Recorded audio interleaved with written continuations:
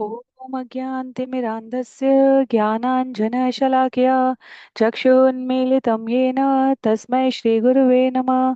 जय श्रीकृष्ण चैतन्य प्रभु नित्यानंद श्री अद्वैत गदाधर श्रीवासादि गौर भक्तवृंद। हरे कृष्णा कृष्ण कृष्णा हरे हरे, हरे राम राम राम हरे हरे, हरे कृष्णा कृष्ण कृष्णा हरे हरे, हरे राम राम राम हरे हरे, हरे कृष्णा कृष्णा कृष्णा हरे हरे, हरे राम राम राम हरे हरे। हरे कृष्णा। सभी भक्तों को सादर प्रणाम।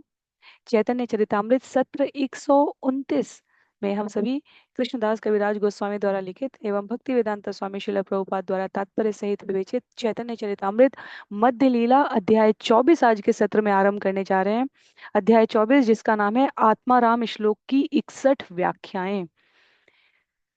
यदि हम सभी को विषय स्मरण हो तो चैतन्य महाप्रभु ने सनातन गोस्वामी जी को शिक्षा देने के उपरांत उनको प्रार्थना किए जाने पर सनातन गोस्वामी जी ने अंतिम कुछ छंदों में प्रार्थना की कि भगवान आपने जो कुछ कहा है वह मुझे स्मरण रहे, वह मेरे जीवन में प्रकट हो जाए। अंतिम छंद जहां पर सनातन गोस्वामी यह कहते हैं वो है कि आप मुझ पर कृपा करें और कहें कि जो कुछ मैंने तुमसे कहा है वह सब तुम में पूरी तरह से प्रकट हो जाए। क्योंकि भगवान ने क्या क्या उनसे कहा, भगवान ने उनसे कहा कि आप,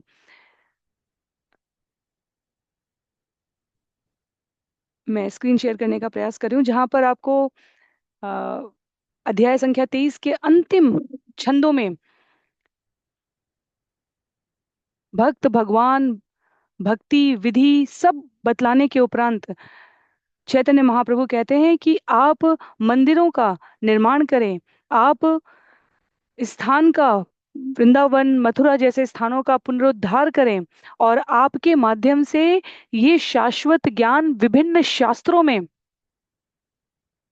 पुनः प्रस्फुटित हो जाए सामान्य जनमानस के लिए।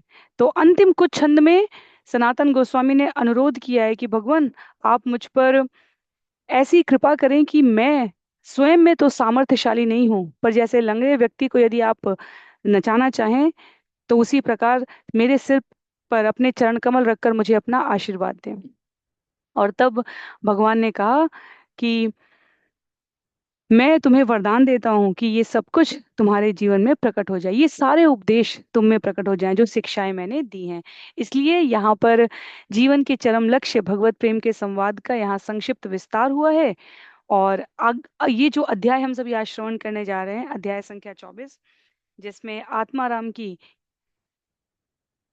61 व्याख्याओं का उल्लेख है। क्योंकि अब जिस प्रकार भगवत गीता में भगवान ने अर्जुन को ज्ञान दिया और उसके उपरांत उनके जीवन में यह फलीभूत होने लगा, तब उन्होंने लक्षण पूछे थे। तो यहाँ प्रथम 70 छंदों में, ये पूरा अध्याय करीब 355 छंदों का है और प्रथम 70 छंदों में हम सभी इन आत्माराम शब्द की, इनसे संबंधित भगवान की कृपा की, अनुभूति की, भक्ति की, अहेतुकी की, इन सब की तात्पर्य परक व्याख्या समझने का प्रयास करेंगे। तो करीब 100 छंद हैं प्रथम 70 छंदों के उपरांत, करीब अगले 36 छंद हमें मिलेंगे जहां पर आत्माराम शब्द को, जैसे भगवत गीता अध्याय 2 में भी अर्जुन जब ज्ञान प्राप्त करें जिसे गीता का सार कहते हैं अध्याय 2, वहां पर भगवान अर्जुन को बता रहे हैं, वैसे यहाँ पर सनातन गोस्वामी जी को बता रहे हैं।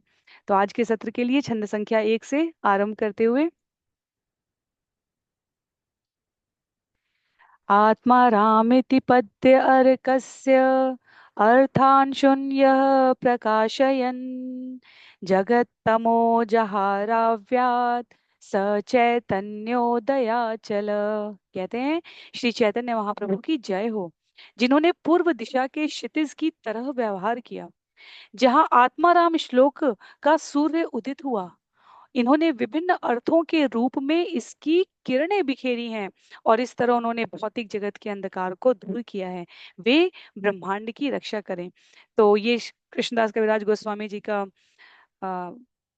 प्रस्तुतिकरण का तरीका है, जिसमें प्रथम छंद में, प्रथम श्लोक में वह अध्याय की भूमिका स्थापित करते हैं। तो क्योंकि भगवान यहाँ पर आत्माराम शब्द से संबंधित व्याख्या प्रस्तुत कर रहे हैं, इसलिए वो कहते हैं आत्माराम श्लोक का सूर्य उदित हुआ है, जैसे पूर्व दिशा की ओर से क्षितिज की तरह व्यवहार करता है इस लौकिक जगत का सूर्य, वैसे चैतन्य महाप्रभु ने विभिन्न अर्थों के रूप में इसकी किरणें बिखेरी। और कहते हैं जिस प्रकार सूर्य अंधकार को दूर कर देता है, उस प्रकार यह श्लोक से उदित किरण ब्रह्मांड की रक्षा करे, अर्थात हम सभी अपने आप को लाभ प्रदान कर सकें। ये हमारा सर्वाधिक लाभ किसमें है, इसके लिए हमें व्यस्क मनुष्य की तरह व्यवहार करना होगा, ये जानना होगा कि हमारा सर्वाधिक लाभ किसमें है, और फिर उसके अनुसार हम व्यवहार कर सकें। यह जानने के उपरांत हम उसे अपने आचरण में ला सकें। कहते हैं जय जय श्री चैतन्य जय नित्यानंद, जय द्वैत चंद्र जय गौर भक्त वृंद। श्री चैतन्य महाप्रभु की जय हो, श्री नित्यानंद प्रभु की जय हो, श्री अद्वैत चंद्र की जय हो, तथा श्री चैतन्य महाप्रभु के समस्त भक्तों की जय हो। कहते हैं तबे सनातन प्रभु चरण धरिया, पुनः अपि कहे किछु विनय करिया। इसके बाद सनातन गोस्वामी ने श्री चैतन्य महाप्रभु के चरण कमल पकड़ लिए और विनीत भाव से इस प्रकार याचना की। क्या कहा? पूर्वेषु याचो तुम्ही सार्वभौम स्थाने, एक श्लोके 18 अर्थ कैरा छ व्याख्याने। सनातन गोस्वामी ने कहा हे प्रभु, मैंने सुना है कि आप इससे पहले सार्वभौम भट्टाचार्य के घर पर आत्माराम श्लोक की 18 प्रकार से विविध व्याख्याएं कर चुके हैं। तो पूर्ववर्ती अध्याय में हमने श्रवण भी किया था सार्वभौम भट्टाचार्य के संग दार्शनिक सांख्य परक, जहाँ विश्लेषणात्मक एनालिटिकल स्टडी करते हैं, अध्ययन करते हैं, वहाँ भगवान ने इस विषय पर चर्चा की है। और सनातन गोस्वामी कहते हैं भगवान कृपया क्या करें, आत्मारामश्च मुनयो निर्ग्रंथा अप्युक्रमे कुर्वन्त्य अहेतुकी भक्तिम इत्थम भूत गुणो हरि। जो लोग आत्म संतुष्ट हैं तथा बाह्य भौतिक इच्छाओं द्वारा आकृष्ट नहीं होते, वे श्री कृष्ण की प्रेम भक्ति द्वारा आकृष्ट हो जाते हैं, क्योंकि उनके गुण दिव्य और कार्यकलाप अद्भुत हैं। भगवान हरि इसलिए कृष्ण कहलाते हैं क्योंकि इनके लक्षण इतने दिव्य और आकर्षक हैं। तो बहुत दूर नहीं, पिछले अध्याय में ही हमने श्रवण किया था नारायण के स्तर तक 93% गुणों के साथ, 60 गुणों के साथ, 93%, 64 में से 60 गुण वैकुंठ लोक में भगवान के स्वांश जो स्वरूप नारायण है उनके पास भी, पर जो 4 अतिरिक्त गुण हैं उनमें सबसे पहले भगवान का नाम कृष्ण, कृष्ण क्री धातु से आता है, जिसका अर्थ है आकर्षक, सबको आकृष्ट करने वाला है। भगवान के नाम रूप गुण और लीलाएं, भगवान की वेणु माधुरी की बात की गई, भगवान के माधुर्य रस की बात की गई, वात्सल्य लीला की बात की गई, और भगवान के सर्वाकर्षक नाम की, ये 4 अतिरिक्त गुण केवल और केवल पूर्ण पुरुषोत्तम भगवान श्री कृष्ण में पाए जाते हैं। वो स्मरण कराते हुए यहाँ पर ये श्रीमद् भागवतम का प्रसिद्ध आत्माराम श्लोक है, स्कंद 1 अध्याय 7 श्लोक संख्या 10 में शिल प्रभुपाद यहाँ लिखते हैं, कह रहे हैं जो बाह्य भौतिक जगत के आकर्षण से भी आकृष्ट हो। सामान्यतः हम सभी जीव भौतिक जगत के आकर्षण से आकृष्ट हो जाते हैं, पर आत्माराम क्या है, वो भौतिक जगत के आकर्षण से भी आकृष्ट नहीं होंगे, पर भगवान के श्री चरणों में उनकी आसक्ति अद्भुत है, क्योंकि वो भगवान के दिव्य गुणों से और कार्यकलापों से अपने आप को सिंचित रखते हैं। जब हम भगवान की कथा सुनते हैं, जब हम भगवान की लीला के बारे में श्रवण करते हैं, जब हम भगवान की अद्भुत महिमा अन्य भक्तों के जीवन में उपस्थित होने वाले प्रमुख कथाओं से जानते हैं, तब जिस प्रकार का विश्वास, उत्साह, सकारात्मक संचार हमारे भावों में होता है, वह अन्य किसी अवसर पर नहीं होता। इसलिए भक्तों के संग की अद्भुत महिमा कही गई है, और उसी को यहाँ पर विस्तारित करने का अनुरोध करने जा रहे हैं। सनातन गोस्वामी कहते हैं आश्चर्य सुनिया मोर उत्कंठित मन, कृपा करी कह यदि जुड़ाय श्रवण। मैंने ये अद्भुत कथा सुनी है, इसलिए मैं आपकी व्याख्या पुनः सुनने के लिए अत्यंत उत्सुक हूँ। यदि आप इसे फिर से कहें तो मैं इसे सुनकर अत्यंत प्रसन्न हो पाऊंगा। सार्वभौम भट्टाचार्य के घर पर आपने इतने प्रकार से आत्माराम शब्द की व्याख्या की है भगवान, यदि आप इसे पुनः प्रस्तुत कर सकें, प्रत्यक्ष आपके मुखारविंद से मैं श्रवण कर सकूं। प्रभु कहे आमी वातो लामा वचने, सार्वभौम वातुल ताहा सत्य करी माने। श्री चैतन्य महाप्रभु बोले मैं तो एक पागल व्यक्ति हूँ और सार्वभौम भट्टाचार्य दूसरे पागल व्यक्ति हैं, अतः उन्होंने मेरे शब्दों को सच मान लिया है। किबा प्रलापी लांग किछु नाही कर स्मरणे तोमा संग भले यदि किछु है मने। मुझे स्मरण नहीं है कि मैंने उस संबंध में क्या कहा था, किंतु यदि तुम्हारी संगति से मेरे मन में कुछ आता है तो मैं उसे बतलाऊंगा। इसलिए भगवान यहाँ भक्त की भूमिका में है। भक्त किसी भी ज्ञान का, किसी भी उपलब्धि का, किसी भी उत्कृष्ट कृत्य का श्रेय स्वयं नहीं लेता। भगवान कहते हैं सनातन तुम्हारी संगति में यदि मुझे कुछ स्मरण आता है, तुम्हारे संग के प्रभाव से, तो मैं उसे यहाँ तुमसे व्यक्त करने का प्रयत्न करता हूँ। कहते हैं सहजे हमारे किछु अर्थ नाही भासे तोमा सवार संग भले ये किछु प्रकाशे। सामान्यतः मैं अपने आप कोई व्याख्या नहीं कर सकता, किंतु भले ही तुम्हारी संगति से कुछ अपने आप प्रकट हो जाए, तो ये दीनता है, विनम्रता है। कहते हैं एकादश पद ए श्लोके सुनिर्मल पृथक नाना अर्थ पदे करे झलमल। इस श्लोक में 11 शब्द स्पष्ट हैं, किंतु जब उनका अलग अलग अध्ययन किया जाता है तो प्रत्येक शब्द से विविध अर्थ झलकते हैं।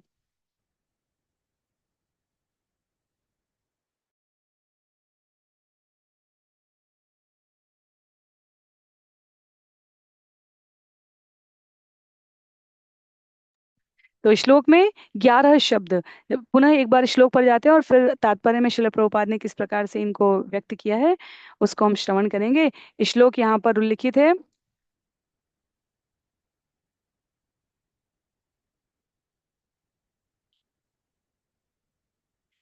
आत्मा राम च मुनयो निर्ग्रंथाप्य उरुक्रम कुर्वन्ति अहेतु किं भक्तिम इत्थम भूत गुणो हरि। कहते हैं यहाँ पर अब तात्पर्य में शिल प्रभुपाद आत्मा राम च मुनयः निर्ग्रंथ अपि उरुक्रमे। तो ये प्रथम पंक्ति है जहाँ 6 शब्द है। उसके उपरांत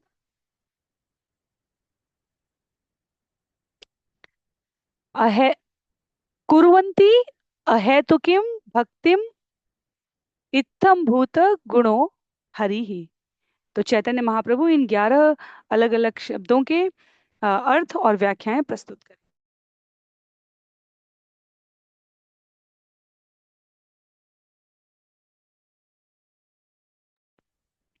कहते हैं आत्मा शब्दे ब्रह्मदेह, आत्मा शब्दे ब्रह्मदेह मन यत्न धृति बुद्धि स्वभाव यही सात अर्थ प्राप्ति। आत्मा शब्द की सबसे पहले व्याख्या करते हैं। कहते हैं आत्मा शब्द के 7 विभिन्न अर्थ हैं।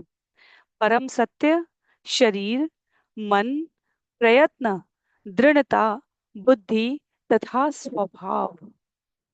तो बहुत विशद है, इसलिए आश्चर्य नहीं होना चाहिए कि इस अध्याय में 355 छंद है। आत्मा 61 व्याख्याएं हैं, ये अध्याय की के शीर्षक का नाम है। आत्माराम शब्द में 11 शब्द हैं जिसकी व्याख्या होने जा रही है। और इस आत्मा शब्द के यहाँ पर 7 विभिन्न अर्थ प्रस्तुत कर रहे हैं। क्या कह रहे हैं?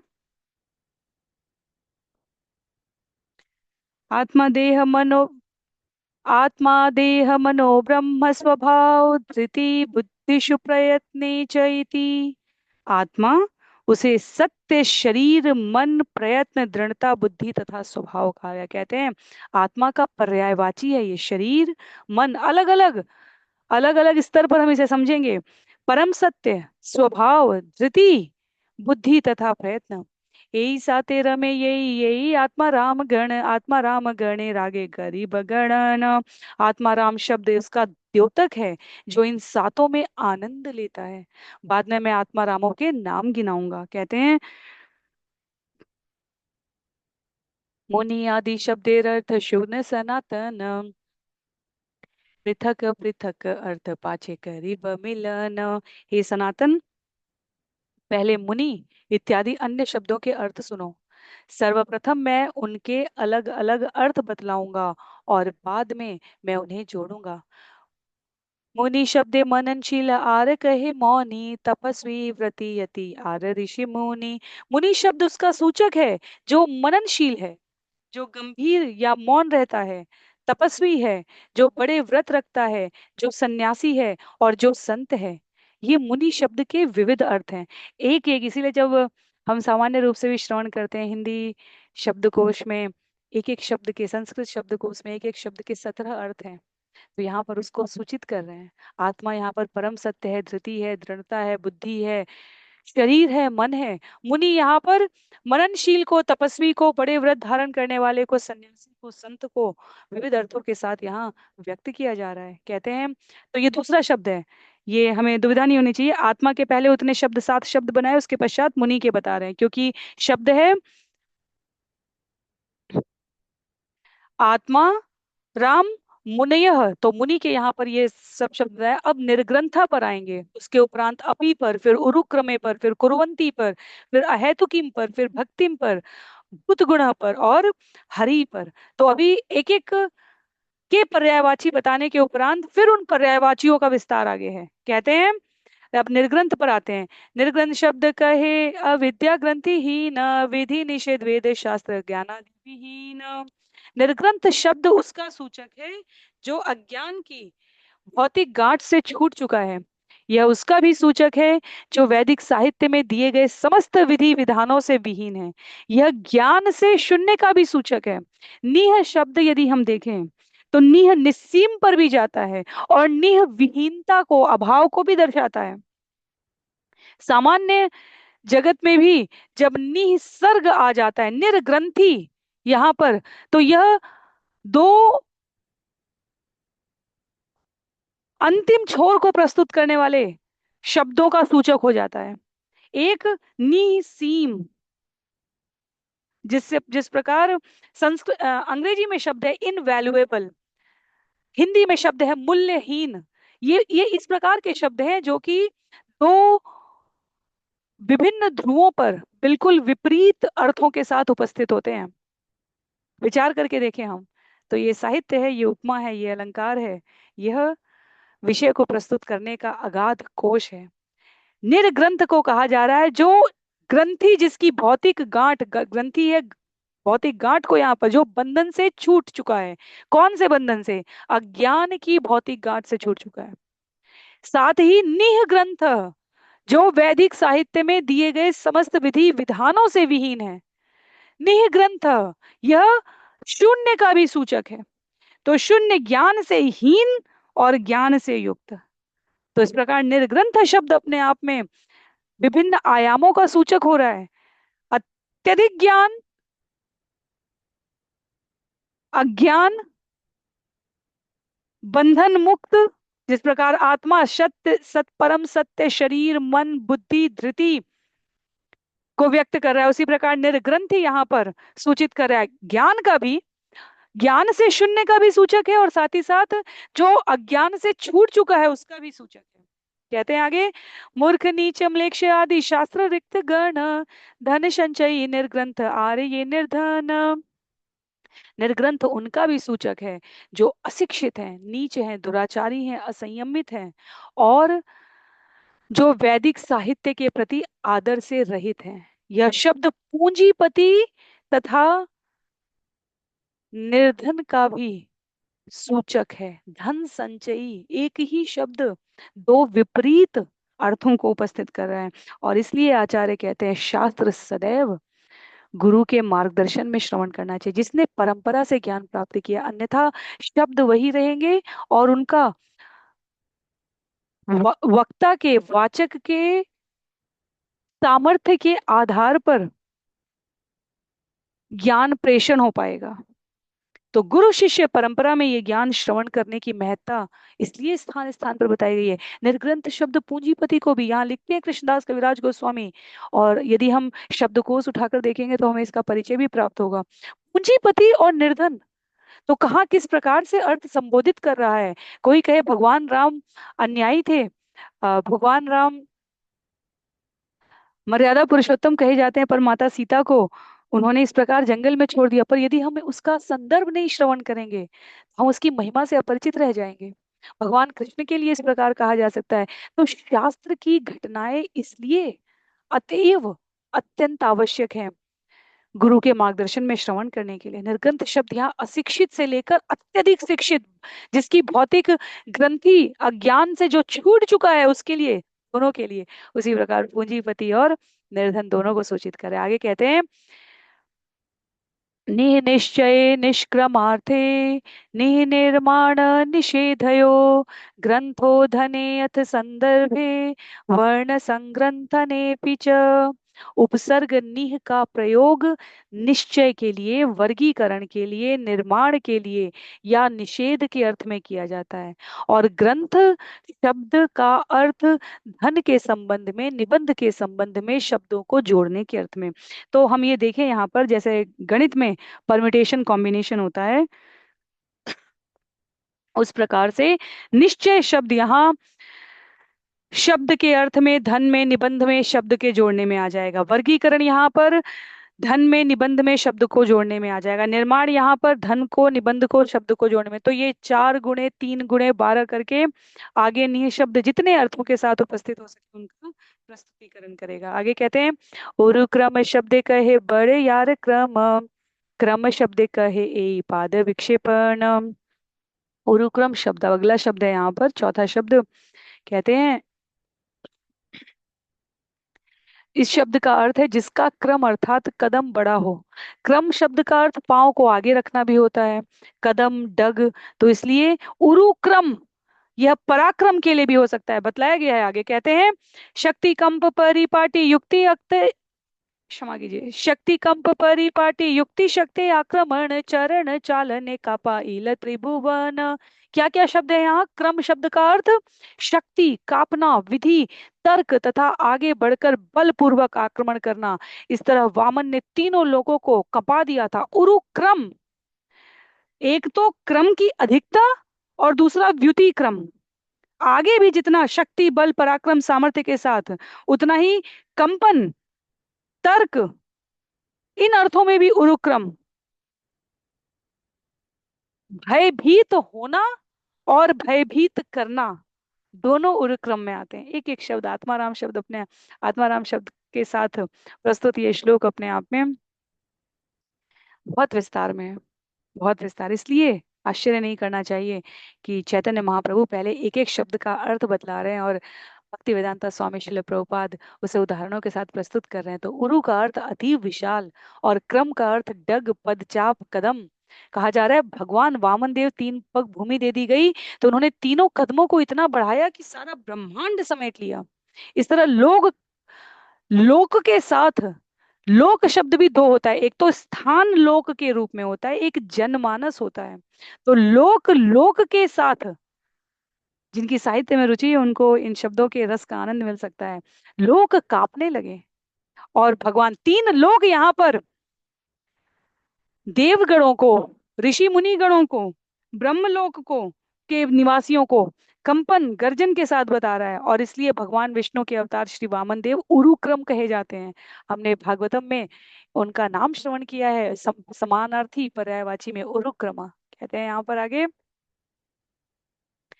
विष्णोर्नु वीर्यगणनां कतमोर्हतीह यः पार्थिवान्यपि कविर्विममे रजांसि चषकम्भ यः स्वहरन् हसास्खलता त्रिपृष्ठम् यस्मात् तत्त्रिसाम्य सन्नादुरुकम्पयानम्।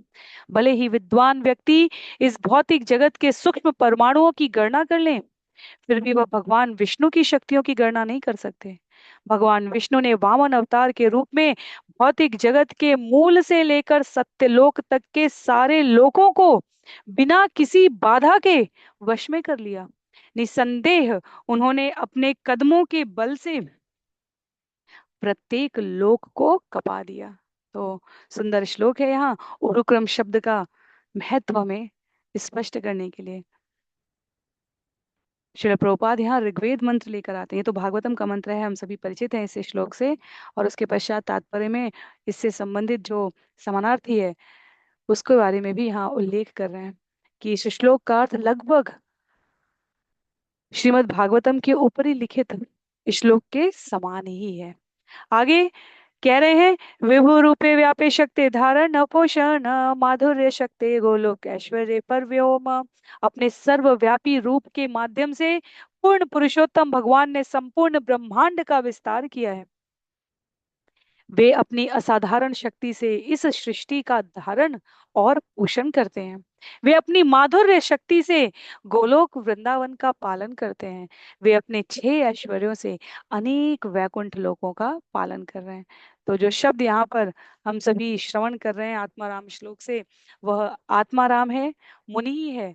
निग्रह, हमने निग्रंथ को श्रवण किया। अब हम चौथा शब्द उरुक्रम श्रवण कर रहे हैं। और उरुक्रम का जो विस्तार है, कदम बढ़ाने का जो अभिप्राय है यहाँ पर, वह इस अर्थ में सूचित भी करता है कि भगवान की शक्तियां अचिंत्य हैं। भगवान का ऐश्वर्य मनुष्य की कल्पना शक्ति के परे है। एक और अपने माधुर्य प्रेम से निजी धाम वृंदावन गोलोक में आनंद लीला विहार कर रहे हैं। दूसरी ओर अपने ऐश्वर्यों से वैकुंठ जैसे लोकों के आध्यात्मिक जगतों का पालन कर रहे हैं। तीसरी ओर अचिंत्य शक्तियों से विभिन्न लोकों का निर्वहन कर रहे हैं भगवान। तो इसलिए उरुक्रम शब्द यहाँ पर अगले श्लोक में कहते हैं, सूचक है किसका? माया शक्ति ब्रह्मांडादि परिपाटी सृजन उरुक्रम शब्दे रे अर्थ निरूपण। उरुक्रम शब्द पूर्ण पुरुषोत्तम भगवान का द्योतक है, जिन्होंने अपनी बहिरंगा शक्ति से असंख्य ब्रह्मांडों की सम्यक रचना की है। क्रमः शक्तौ परिपाट्याम क्रमश्चालन कंपयो। क्रम शब्द के विभिन्न अर्थ बताए गए हैं। यह शक्ति क्रमबद्ध योजना, डग, चालन या कंपन के लिए प्रयुक्त होता है। तो उरु और क्रम, क्रम की भी विभक्ति यहाँ पर विभक्त करके प्रस्तुत किया गया है। क्रमबद्ध योजना, पग, क्रम। क्रम हम सूची के लिए भी, इस क्रम में कार्यक्रम आयोजित किए जाएंगे, इस विधि में, इस योजना में, क्रमबद्ध योजना में हम प्रयोग करते हैं। तो पूर्ण पुरुषोत्तम भगवान जो सर्वव्यापक है, उनके लिए उरुक्रम शब्द यथार्थ ही है। क्रमबद्ध तरीके से, सम्यक ढंग से, व्यवस्थित योजना के अंतर्गत। और इस सृष्टि की योजना, हमारे आंख, हमारे हमारे कान यहाँ नहीं है, एक कान यहाँ हो, एक कान यहाँ से निकला, या हमारी दो आंखें यहाँ गाल के ऊपर नहीं है। सुंदर, सुनियोजित, सुव्यवस्थित रचना की है भगवान ने।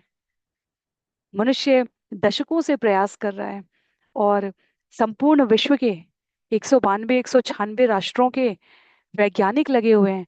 दूसरा मनुष्य नहीं बना सकते, दूसरा जीवित पशु पक्षी रोबोट भी बनते हैं तो हम उन्हें हम किसी को रोबोट कहते ही इसलिए हैं क्योंकि वह कृत्रिम तरीके से व्यवहार कर रहा होता है, स्वाभाविक रूप से नहीं। कहा जा रहा है कि इमोशंस, अगर भावनाएं रोबोट्स में डाल दी जाए तो वो मनुष्य के समान हो जाएगा। तो मनुष्य को नहीं पता कि वो कितने गंभीर कृत्य की बात कर रहा है। पर जो भी है, पूर्ण पुरुषोत्तम भगवान की सुनियोजित रचना में हम सभी जीव, जो पिछले अध्याय का श्लोक था कि क्या वृक्षों ने छाल प्रस्तुत करने बंद कर दिए, क्या फल देने बंद कर दिए, क्या नदियों ने पानी देना बंद कर दिया, क्या पर्वतों ने अपनी गुफाएं बंद कर दी? स्वाभाविक रूप से भगवान की बनाई गई सृष्टि में यदि हम स्वाभाविक रूप से व्यवहार करें तो सभी कुछ संपूर्ण नजर आता है। पर जब हम मनुष्य की दृष्टि से स्वयं स्वामी बनने का प्रयास करते हैं तो सभी कुछ अस्वाभाविक, असंतुष्ट कर देने वाला, अभाव से युक्त लगने लगता है। आगे पांचवा शब्द है यहाँ पर, कहते हैं कुर्वन्ति पद, कुर्वन्ति पदै परस्मै पद हय कृष्ण सुख निमित भजने तात्पर्य कह।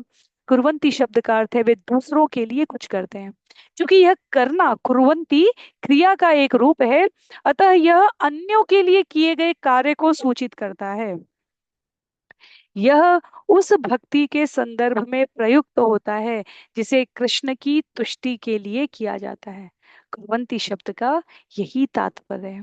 तो यहाँ पर श्रील प्रभुपाद कहते हैं करना क्रिया का रूप है, परस्मय पद और आत्मनेय पद। हमने जहाँ पर संस्कृत आरंभिक कक्षाओं में, कम से कम लगभग सभी ने आरंभिक कक्षाओं में, जिन्होंने भारत में शिक्षा प्राप्त की है, श्रवण की होती है, पठन की होती है, और संस्कृत और हिंदी में चयन करना होता है। तो माध्यमिक कक्षाओं में संस्कृत इसलिए ली जाती है क्योंकि संस्कृत में आपके नंबर, कहा जाता है, गणित की तरह मिलते हैं, 0 1, या तो आपने सही लिखा या तो आपने सही नहीं लिखा। तो वहां पर सूचित करते हैं कि परस्मय पदी और आत्मनेय पदी। तो दो, जब कहा जा रहा है, जब अपनी तुष्टि के लिए कुछ किया जा रहा है, श्रील प्रभुपाद हमें स्मरण करा रहे हैं यहाँ संस्कृत, मूलभूत संस्कृत, आरंभिक संस्कृत, जब अपनी तुष्टि के लिए कुछ किया जा रहा है तो उसे आत्मनेय पद कहा जाता है। और जब दूसरों के लिए किया जा रहा है, करना क्रिया है, दो रूपों में व्यक्त है संस्कृत में, आत्मनेय पद और परस्मय पद। अपने लिए की जा रहा है ये तो आत्मनेय पद हो गई, अन्यों के लिए दूसरों के लिए की जा रही तो परस्मय पद हो गई। क्रिया का रूप बदलकर दूसरों के लिए करने के लिए वो कुर्वंती हो जाता है। और यहाँ पर चैतन्य महाप्रभु श्रील प्रभुपाद लिखते हैं, सनातन गोस्वामी को बतला रहे हैं कि आत्माराम श्लोक में कुर्वंती क्रिया का अर्थ है कृष्ण की तुष्टि के लिए किया जाने वाला कार्य। और इतना ही नहीं, श्रील प्रभुपाद लिखते हैं इसकी पुष्टि व्याकरण वेत्ता पाणिनि द्वारा की जाती है। जब कोई कार्य अपने लाभ के लिए करो तो वो आत्मनेय पद क्रिया के रूप में प्रयुक्त होता है, जब वही कार्य दूसरों के लिए किया जाता है तो वह परस्मय पद के लिए होता है। तो अपनी तुष्टि या दूसरे की तुष्टि के लिए, तो कार्य के अनुसार क्रिया का प्रयोग होगा यहाँ पर। अगले श्लोक में, स्वरित चिंत कर्तृभि प्राय क्रियाफले स्वरितंचित कर्तृ अभिप्राये क्रियाफले। आत्मनेपद के अंत्य तभी प्रयुक्त होते हैं जब कर्म का फल क्रियाओं के कर्ता को मिलता है, जिसका सूचक या स्वरित स्वर होता है। पाणिनि सूत्र यहाँ पर ले आते हैं श्रील प्रभुपाद, कहते हैं हेतु शब्द कहे भुक्ति आदि वांशांतरे भुक्ति सिद्धि मुक्ति मुख्य एहि तीन प्रकारे। हेतु शब्द का अर्थ, तो हम सभी कुर्वंती हेतु शब्द पर पहुंचे हैं, जहां किसी उद्देश्य से कोई कार्य किया जाए। उद्देश्य तीन हो सकते हैं, चाहे कोई उस फल को स्वयं भोगना चाहता हो, चाहे कोई भौतिक सिद्धि प्राप्त करना चाहता हो, या कोई मुक्ति प्राप्त करना चाहता हो। हेतु शब्द का अर्थ तीन। हमने अपने स्वाभाविक व्यवहार में भी हमारे कहीं जाने का हेतु क्या है, प्रयोजन क्या है, उद्देश्य क्या है, लक्ष्य क्या है, आप किस हेतु से यहाँ आए हैं, आप इस कार्य से कौन सा हेतु साधना चाहते हैं। तो अंत परिणाम क्या वांछनीय है, उसको व्यक्त करते हुए कहा गया है हेतु शब्द यहाँ पर। छंद संख्या 28 में कहते हैं,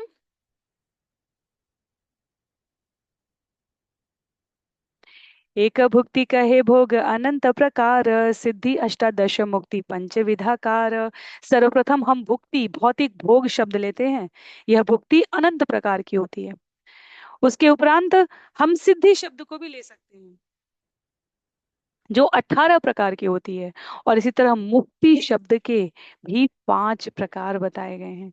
असाधारण विचार करके हम देखें यहाँ पर, तो कुर्वंती के पश्चात हेतु अहेतु की भक्ति इत्तम भुक्त गुना हरि च अपि।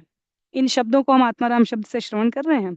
तो भुक्ति भौतिक भोग की बात की जा रही है, और भुक्ति क्या कहते हैं यहाँ पर, अनंत प्रकार की है।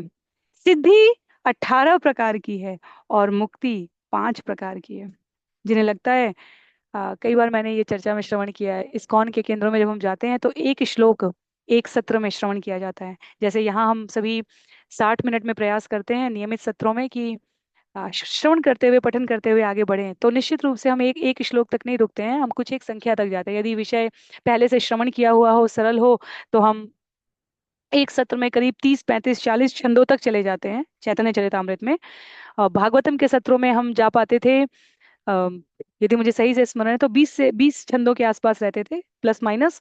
और भगवत गीता में हम लोगों ने, जो नियमित श्रोता है उनको स्मरण है, दोनों प्रकार से करने का प्रयास किया है, विस्तृत भी और 1 घंटे में एक अध्याय भी। चाहे अध्याय में 20 श्लोक हो, और चाहे अध्याय 2 जैसे श्लोक हो जहाँ हमें 72 श्लोक मिले थे।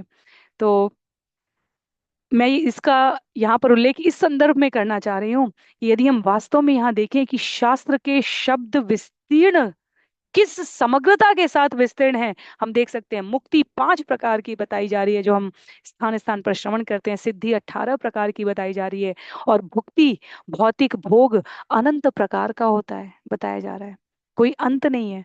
तो एक एक शब्द की यदि व्याख्या में पहुंचा जाए, इसलिए जब कोई अंतर्राष्ट्रीय कृष्ण भावनामृत संघ इस्कॉन के केंद्र में जाए और देखे कि एक श्लोक 1 घंटे के लिए बोला जा रहा है, क्योंकि एक एक शब्द को उसे जिस प्रकार जितना हम चर्वित चरवणा नाम भोजन को जब हम दांतों से काटते हैं, उसको भोज्य पदार्थों को, तो ये प्रारंभिक विज्ञान की कक्षाओं में बताया जाता है कि जो हमने एक टुकड़ा खाने के लिए उसे 32 बार चबाया, चबाने से जो खाद्य पदार्थ है उसका आकार बढ़ बढ़ जाता है। तो जो हमारे मुख में ग्रंथि है जिससे रस उसमें मिलता है और वो सुपाच्य बन जाता है। उस प्रकार हम इस श्रवण पे भी यदि ध्यान दें, यदि हम एक एक शब्दों की गहराई में जाकर उसको समझने का प्रयत्न करते हैं, तो वह हमारे लिए सदैव स्मरण रखने योग्य सुपाच्य, वह फिर हम कभी विस्मृत नहीं करते, वह पचनशील हो जाता है, अन्यथा वह सिर के ऊपरी भाग से निकल जाता है। कुछ समझ में नहीं आया या अत्यधिक क्लिष्ट है। इसलिए जो भगवत गीता पहले स्वयं से श्रवण कर रखे हैं और फिर जिन्होंने अ, गुरु शिष्य परंपरा के आचार्यों से श्रवण किया है और तब उसको अध्ययन करने का प्रयास किया, उनको भिन्नता दिखती है। तो भुक्ति अनंत प्रकार की है, मुक्ति 5 प्रकार की है, सिद्धि 18 प्रकार की है, और उनमें भी फिर उप प्रकार आते हैं। जिस प्रकार हमने पिछले सत्र में श्रवण किया अनेकों प्रकार को, भाव, अनुभाव, महाभाव को, और उसके अनंत प्रकारों को। कहते हैं यहाँ पे, ए यहाँ नाही ताहा भक्ति अहे तू की, यहाँ है ते वश है श्री कृष्ण कौतु की। आगे कह रहे हैं, अहेतु की भक्ति भोग, सिद्धि या मुक्ति द्वारा प्रेरित नहीं होती। जब मनुष्य इन सारे कल्मशों से मुक्त हो जाता है, तब वह अत्यंत कौतुकी कृष्ण को अपने वश में कर सकता है। तो इसलिए भुक्ति, मुक्ति, सिद्धि, इन तीनों से परे अहेतुकी भक्ति है। भुक्ति, मुक्ति और सिद्धि हमें किसी न किसी प्रकार के भौतिक प्रेरक संदर्भों की ओर, कार्यों की ओर, गतिविधियों की ओर, आसक्तियों की ओर लेकर जाएगी। पर अहेतुकी शब्द कहा जा रहा है सभी कल्मशों से मुक्त हुआ, जो कौतुकी कृष्ण को अपने वश में करने के लिए संकल्पशील हो जाए। भक्ति शब्देन अर्थ है यह दश विधा कार, एक साधन प्रेम भक्ति नव प्रकार। भक्ति शब्द के 10 अर्थ हैं। इनमें से एक है विधि विधानों के अनुसार भक्ति करना, साधन भक्ति, और दूसरी भक्ति जिसे प्रेम भक्ति कहते हैं, उसके 9 प्रकार हैं। तो पिछले ही अध्याय में हमने भक्ति के विभिन्न चरणों के बारे में श्रवण किया, विभिन्न प्रकारों के बारे में श्रवण किया। शब्द के अपने आप में 10 अर्थ होते हैं। शब्द, भक्ति शब्द के अपने आप में 10 अर्थ हैं। तो 10, 18, 9, ये संख्याएं हैं केवल, यदि हम उन्हें श्रवण मात्र करते हैं। और ये अपने आप में अतुल्य खजाना है। इसलिए जब जब नेति नेति ब्रह्म में कहा गया कि इसके आगे गति नहीं है, इसके आगे गति नहीं है, तो इसलिए क्योंकि वास्तव में कोई पार नहीं पा सकता भगवान के। अब भगवान प्रस्तुत हैं व्याख्यान करने के लिए, और तब वो कहते हैं कि भक्ति और मुक्ति इतने प्रकार की है, अनंत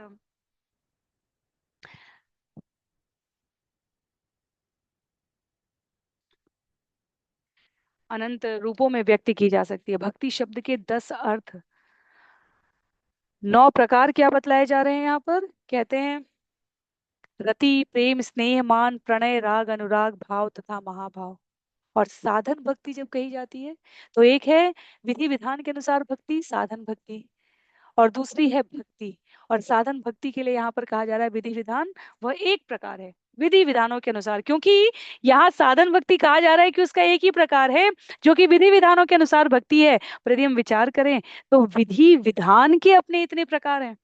विधि विधान अपने आप में एक शब्द लग सकता है, पर यदि हम अपने पंचांग को देख लें, विधि विधानों के अनुसार कर्म करना यदि साधन भक्ति कहा जा रहा है, तो एकादशी को व्रत होगा, द्वादशी को व्रत होगा, त्रयोदशी को व्रत होगा, कई महीनों में चतुर्दशी को भी व्रत होगा, फिर पूर्णिमा का व्रत होगा। उसके बाद हमारी प्रतिपदा आती है, तृतीया, अ, अष्टमी, चतुर्थी। यदि वास्तव में विधि विधान साधन भक्ति के अनुसार कोई कर्म करने लगे, तो अभी जो सरल श्रवणम कीर्तनम स्मरणम पाद सेवनम अर्चनम दास्यम साख्यम आत्मनिवेदनम बताया जा रहा है, वो हमें कठिन लगता है पालन करने के लिए। 16 माला करनी मुश्किल लगती है सामान्यतः साधक को। सुनने के उपरांत यदि स्वाभाविक प्रेम अभी उत्पन्न नहीं हुआ है भगवान के लिए, हरिनाम में रुचि नहीं आई है, तो ये कठिन लगता है। पर यदि हम विधि विधानों की बात करने चले जाएं, विधि विधानों के अनुसार भक्ति को साधने की बात करने लग जाएं, तो वह एक अलग ही स्तर हो जाएगा। वैदिक और वैदिक, जिसे हम कह रहे थे अभी तक पिछले कुछ सत्रों में। आगे कहते हैं रति लक्षणा, प्रेम लक्षणा इत्यादि प्रचार, भाव रूपा महाभाव लक्षण रूपा आर। इसके बाद भगवत प्रेम के लक्षणों की व्याख्या की गई है, जो 9 प्रकार के हैं, रति से लेकर भाव और अंत में महाभाव तक। जिस प्रकार इस भौतिक जगत में हम देखें, यदि कर्मचारी से क्रम आरंभ करें किसी संस्थान में, अ, सरकारी संस्थान में, प्राइवेट ऑर्गेनाइजेशंस में, तो क्या स्तर क्या होता है? जैसे जैसे स्तर बढ़ता जाता है, हमें ऐसा लगता है कि महत्व बढ़ रहा है उस पद का। पर देखा जाए तो पद के साथ जो पात्रता है, अर्हता है, योग्यता है, उसकी चेकलिस्ट, उसकी सूची भी बढ़ती चली जाती है। तो सी से क्लर्क आरंभ करते हुए सी से सीईओ तक जाने के लिए जो व्यक्तित्व की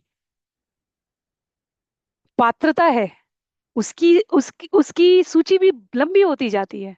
उसी प्रकार विभिन्न योनियों के प्राणियों में से जब हम मनुष्य बनते हैं, हमें लगे कि अच्छा इतनी कठिनाई है मनुष्य बनने में और अपने लक्ष्य को प्राप्त करने के लिए, तो फिर इससे बढ़िया तो अन्य पशु योनियां हैं, पर हमें नहीं ज्ञात है।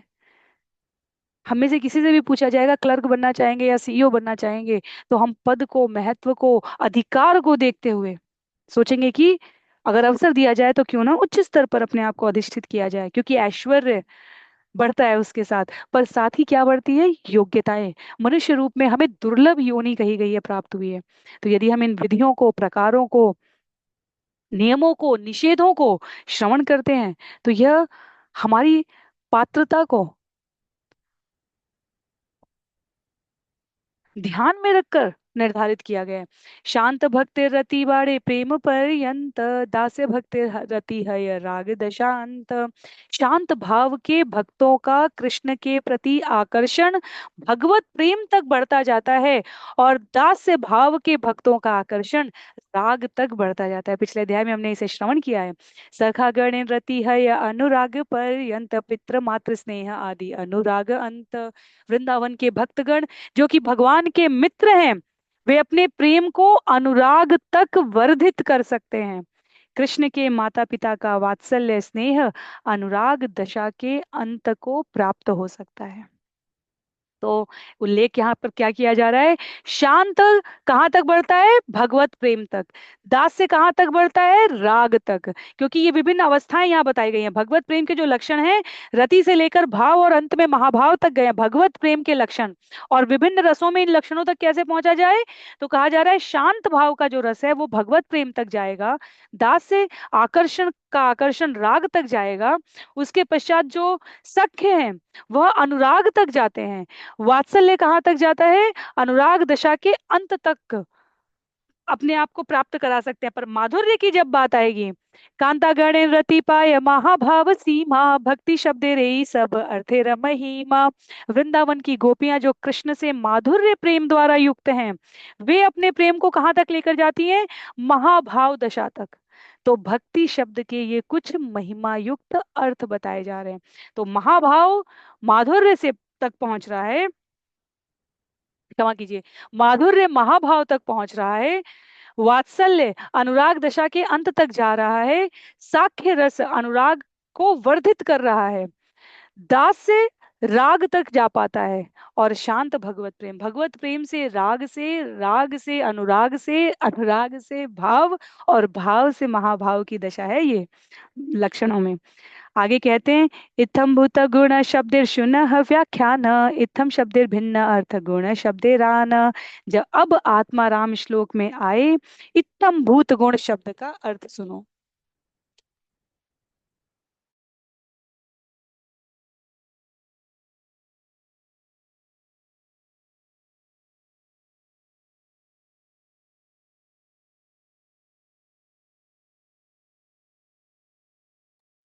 अब आत्मा राम श्लोक में आए, इत्थम भूत गुण शब्द का अर्थ सुनो। इत्थम भूत के विभिन्न अर्थ होते हैं, और गुण के उससे भिन्न अर्थ होते हैं। तो इत्थम भूत गुण में इत्थम भूत का अर्थ अलग बताएंगे अब आचार्य, और गुण शब्द का अर्थ कहते हैं उससे अलग है। इत्थम भूत शब्देर अर्थ पूर्णानंदमय, यार आगे ब्रह्मानंद तृण प्राय। कह रहे हैं इत्थम भूत शब्द दिव्य रूप से बहुत ही उन्नत है, क्योंकि इसका अर्थ है दिव्य आनंद से पूर्ण। तो हमें स्मरण रखना चाहिए, ये सब हम आत्माराम श्लोक के संदर्भ में प्रयुक्त हुए शब्दों के विभिन्न अर्थ और अर्थार्थ, अर्थों के भी अर्थ को समझने के लिए ये चर्चा कर रहे हैं। प्रथम 70 छंदों में यहाँ कृष्णदास कविराज गोस्वामी भगवान चैतन्य महाप्रभु के द्वारा वर्णित इस एक एक शब्द को विस्तारित कर रहे हैं। तो इत्थम भूत शब्द कहा जा रहा है, दिव्य रूप से उन्नत है, क्योंकि इसका अर्थ है दिव्य आनंद से पूर्ण। इस दिव्य आनंद के समक्ष ब्रह्म तादात्म्य से प्राप्त आनंद, ब्रह्मानंद आनंद की बात की जा रही है, यह तिनके के समान तुक्ष प्रतीत होता है। तत्साक्षात्करणालाद विशुद्धाब्धि स्थितस्य मे सुखानि गोष्पदायन्ते ब्राह्मण्यापि जगद्गुरो। हे प्रभु, हे ब्रह्मांड के स्वामी, चूंकि मैंने आपका प्रत्यक्ष दर्शन किया है, इसलिए मेरे आनंद ने महासमुद्र का रूप धारण कर लिया है। अब इस समुद्र में स्थित होने के कारण मैं यह अनुभव कर रहा हूं कि अन्य सारे तथा कथित आनंद बछड़े के खुर की छाप में भरे हुए जल के समान है। तो जब हम मुक्ति शब्द पर जाएंगे, क्योंकि यहाँ दिव्य आनंद की बात की जा रही है और इसे ब्रह्मानंद से भिन्न किया जा रहा है।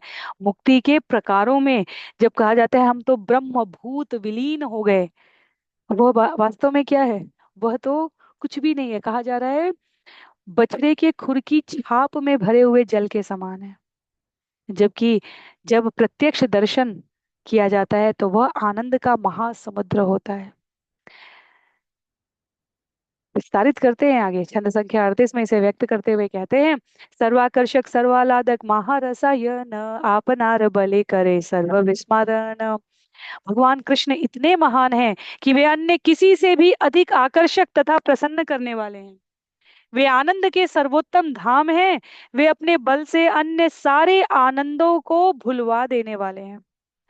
भुक्ति मुक्ति सिद्धि सुख छाड़े यार गंधे, भुक्ति मुक्ति सिद्धि सुख छाड़े यार गंधे, अलौकिक शक्ति गुणे कृष्ण कृपाय बांधे। शुद्ध भक्ति इतनी उत्कृष्ट होती है कि व्यक्ति इसके आगे भौतिक सुख, भौतिक मुक्ति तथा योग सिद्धि का सुख आसानी से भूल जाता है। इसलिए भक्त कृष्ण की कृपा तथा उनकी असामान्य शक्ति और गुणों से बंध जाता है। शास्त्र युक्ति नाही इहा सिद्धांत विचार, यही स्वभाव गुणे याते माधुर्य सार। कह रहे हैं जब मनुष्य दिव्य दिव्य पद पर कृष्ण के प्रति आकृष्ट हो जाता है, तब न शास्त्र के आधार पर कोई तर्क काम करता है, न ऐसे सिद्धांत पर कोई विचार हो पाता है। यही उनका दिव्य गुण है जो समस्त दिव्य माधुर्य का सार है। जब कोई दिव्य पद पर कृष्ण के प्रति आकृष्ट हो जाता है, तब की बात की जा रही है ये। जब हम कई बार प्रश्न आता है मीराबाई किस संप्रदाय में आती हैं, कई बार प्रश्न आता है हमारे एकनाथ नरसिंह मेहता तुलसीदास जी किस संप्रदाय में आते हैं। कहा गया ये भगवान के द्वारा नियुक्त वे पार्षद हैं जो किसी नियमित विधि विधान से सांसारिक नियमों के अनुसार कार्य करने के लिए नहीं आए। तुलसीदास जी के जीवन चरित्र को जब हम देखते हैं तो हमें क्या लगता है, वाराणसी के प्रतिष्ठितम ज्योतिष में पिता हैं, और काल नक्षत्रों की गणना करते हैं तो कहते हैं कि पुत्र मात्र पितृ हंता होगा। वो ये नहीं देख पाए जो तुलसीदास जी के ससुर ने, बाद में जो स्वयं ज्योतिषाचार्य थे जिन्होंने देखा था कि गणना इससे भी अधिक गूढ़ और गंभीर है। तो नियमित सामाजिक मान्यता और परंपराओं से नहीं, क्योंकि वह जन्म जन्मांतर की भक्ति की यात्रा में ऐसे उत्कृष्ट प्राणी हैं। इसका अर्थ ये नहीं कि वो सामाजिक मर्यादा का उल्लंघन करते हैं। हम मीराबाई को देखें, मीरा आचार्य कहते हैं मीरा मीरा ने पदों की रचना की, मीरा ने समाज के लोगों के मध्य नृत्य किया, पर मर्यादा में आचरण युक्त होकर कृत्य किया। इसलिए जब, क्योंकि वह उस यात्रा में एक अलग स्तर पर है, और वह दिखावे की भक्ति नहीं हो सकती। कलयुग के अधिकांश जीवों के लिए चैतन्य महाप्रभु स्वयं कहते हैं सन्यास कलयुग के लिए निषिद्ध है, क्योंकि सन्यास के जो वास्तविक नियम शास्त्रों के अनुसार वर्णित है वो पालन करने के परे हैं। मनसा वाचा कर्मणा की जो धीरता, जो स्थिरता, जो स्थायित्व चाहिए, वह परे है सामान्य जनों के पालन के। इसलिए नियम बनाए गए हैं ताकि इंद्रियां संयमित नियमित होकर यथा रूप में क्रम में अपने आप को इस ओर आकृष्ट कर पाए, ना कि काल्पनिक बोध बुद्धि से। क्योंकि मनुष्य का स्वभाव है वह विद्रोह करके विरोध करके इस धराधाम पर आया है जीव के रूप में। जो सामाजिक नियमों की अवहेलना उल्लंघन करता है वह कारागार में जाकर व्यवहार करना पड़ता है उसे। ये मर्त्यलोक वैसा ही कारागार है। जब कहा जाए, एक सामान्य शिशु से भी जब कहा जाए ऐसा करो,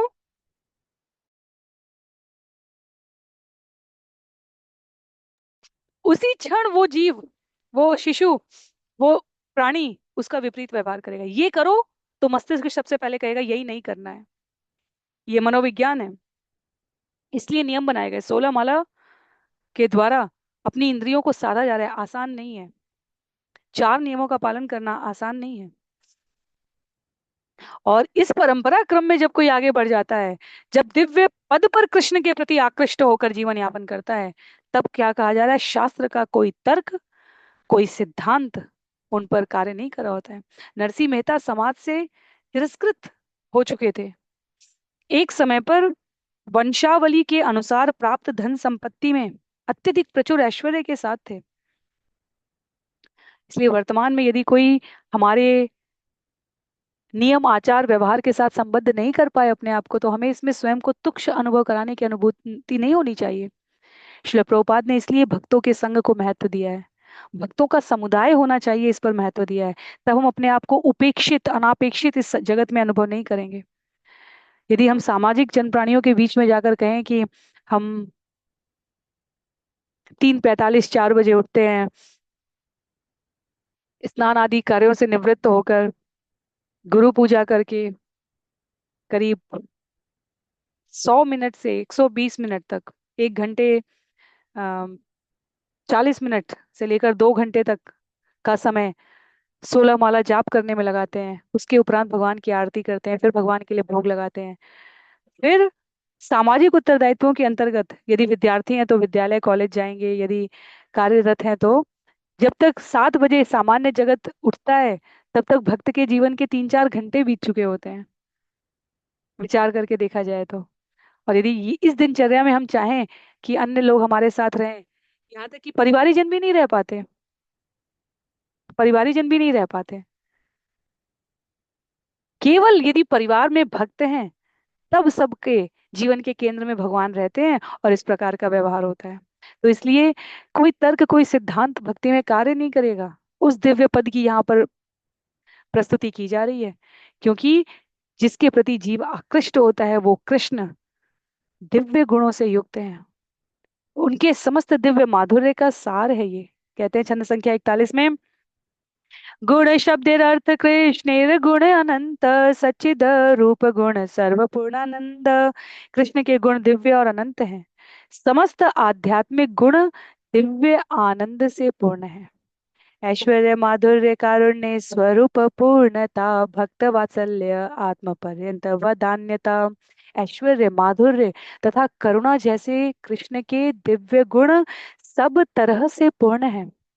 जहां तक अपने भक्तों के प्रति कृष्ण की वत्सलता का प्रश्न है, वे इतने वदान्य हैं कि वे अपने भक्तों को अपने आप तक को दे देते हैं।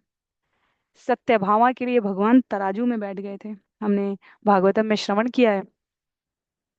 सुदामा के मुट्ठी भर चावल पर भगवान तीनों लोगों को वारे और रुक्मिणी ने हाथ पकड़ लिया, अब तो भगवान स्वयं को देने के लिए उपस्थित हो गए। परीक्षित महाराज के लिए भगवान ने स्वयं को दे दिया। माता कुंती के लिए भगवान ने अपनी हस्तिनापुर से द्वारका तक की यात्रा रोक दी। अम्बरीश महाराज के लिए भगवान ने कहा दुर्वासा मैं आपको पहचानता भी नहीं हूँ।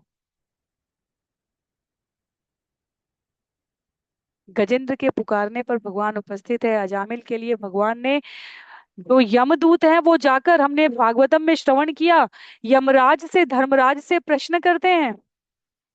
हमें लगा कि भौतिक जगत में, मर्त्यलोक में आप श्रेष्ठ हैं, काल से ऊपर कुछ है नहीं, और हम तो आपके कार्य आदेश क्या, आपके आदेश का उल्लंघन करवाया।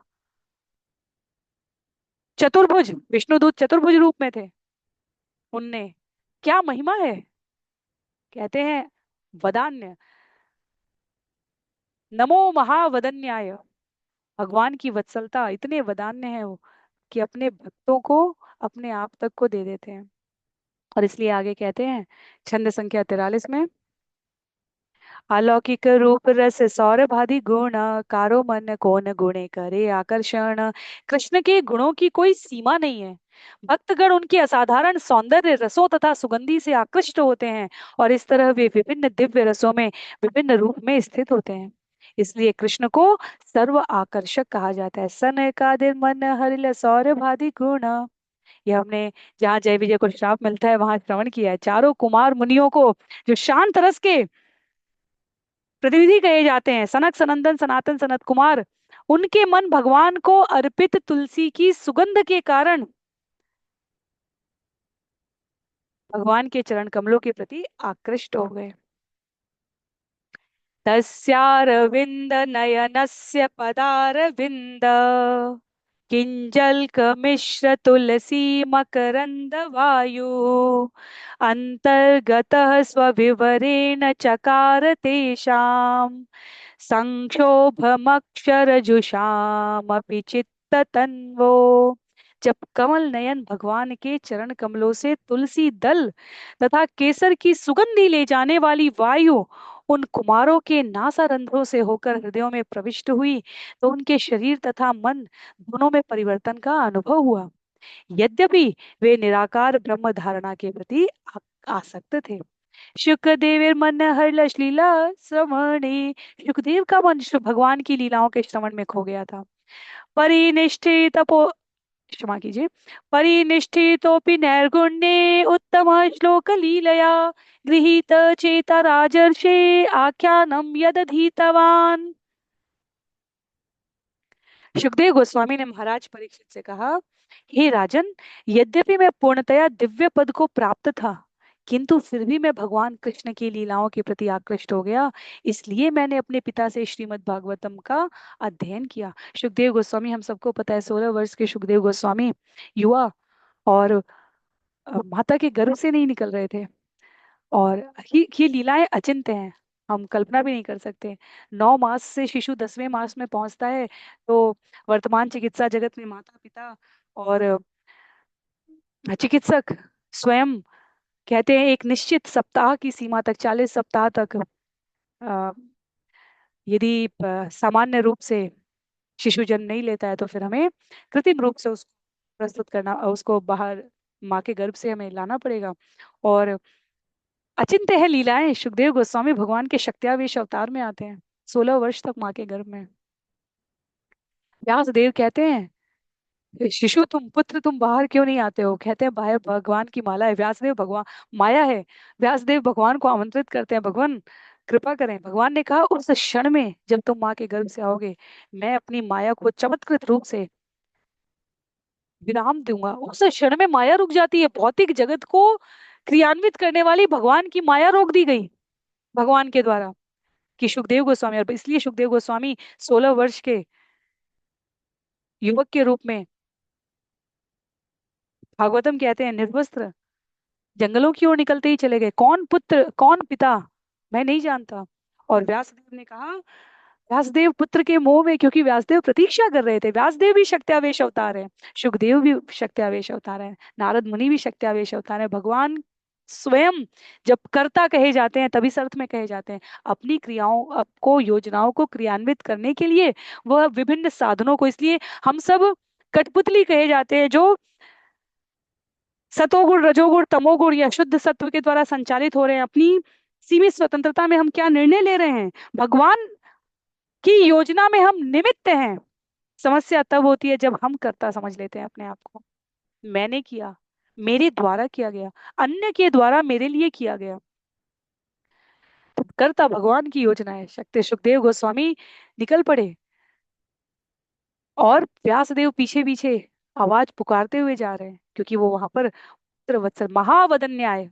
भगवान अपने किसी भी रूप में स्वरूप में आए, करुणा ममता दया यह सभी लक्षण उनमें दृष्टिमान होंगे ही होंगे। और व्यासदेव ने जब पुत्र निकल गया आगे, व्यासदेव ने फिर अपने दो शिष्यों को भेजा है भागवतम के दो श्लोकों के साथ। और जब सुखदेव ने इन श्लोकों को सुना है, तब वह उनसे पूछते हैं यह किनका वर्णन है, कहा गया ये पूर्ण पुरुषोत्तम भगवान के बारे में कहा गया है। और उन दो श्लोकों को सुनकर हमने भागवतम में श्रवण किया, व्यासदेव के पास सुखदेव गोस्वामी तब लौट कर आए हैं। किस लिए? कहते हैं मैं कृष्ण की लीलाओं के प्रति आकृष्ट हो गया और तब मैंने पिता से श्रीमद् भागवतम का अध्ययन किया।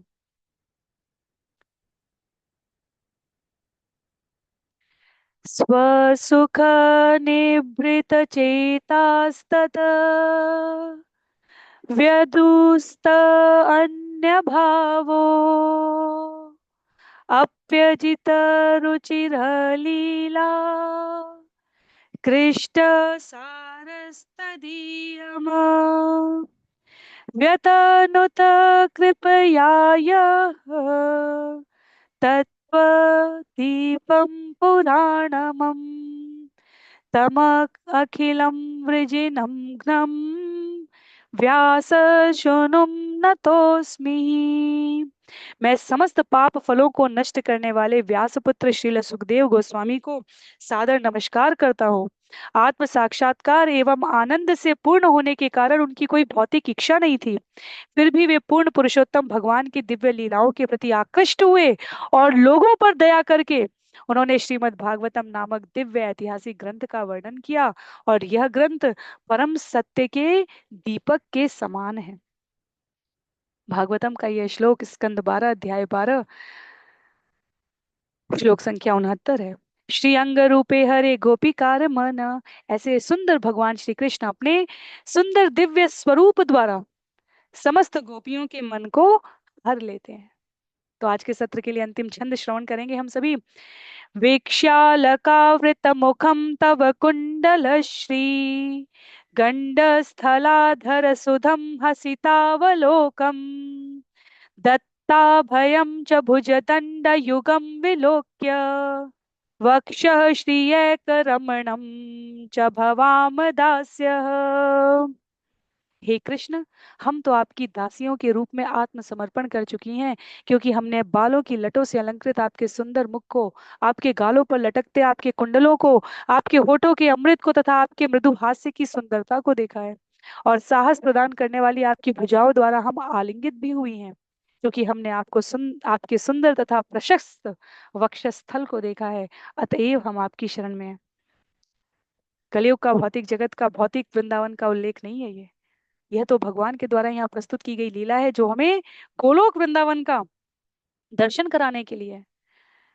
जब पूर्णिमा की रात में रास नृत्य के लिए कृष्ण के पास गोपियां पहुंची हैं, मुग्ध गोपियां आश्चर्यचकित हैं, कृष्ण को बताने लगी, बोलने लगी, निवेदन करने लगी कि वह क्यों रास नृत्य का आनंद लूटने आई है।